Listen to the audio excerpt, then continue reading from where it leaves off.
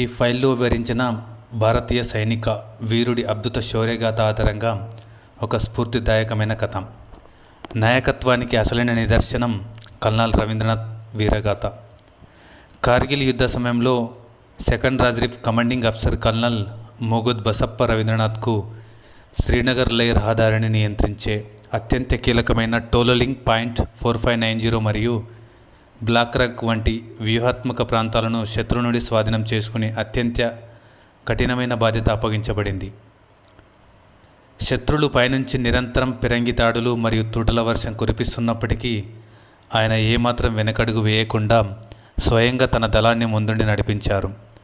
June 12, 1999న Tololing వద్ద పరిస్థితి అత్యంత క్లిష్టంగా మారినప్పుడు ఆయన స్వయంగా యుద్ధరంగంలోకి దూకి క్షీణిస్తున్న పరిస్థితిని మళ్ళీ తన అదుపులోకి తెచ్చుకొని టోలోలింగ్ మరియు పాయింట్ 4590పై భారత సైన్యానికి తిరుగులేని పట్టును సాధించి పెట్టారు.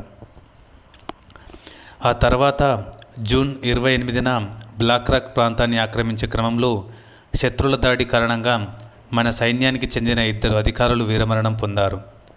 నాయకత్వం కోల్పోయి దళం సంక్షోభంలో పడిన ఆ అత్యంత క్లిష్ట సమయంలో కల్నల్ రవీంద్రనాథ్ అధైర్యపడకుండా తానే స్వయంగా ముందుండి ఆ దాడిని మళ్ళీ నడిపించారు మరియు బ్లాక్ రాక్ ప్రాంతాన్ని విజయవంతంగా చేజెక్కించుకోవడంలో కీలక పాత్ర పోషించారు.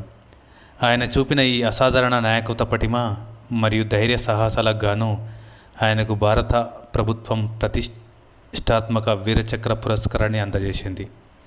ఈ కథ ఇచ్చే సందేశం ఏంటంటే, మన జీవితంలో లేదా లక్ష్య సాధనలో మనకు అండగా ఉన్నవారే దూరం అవడమే లేదా దారులు మూసుకుపోవడమే జరగవచ్చు.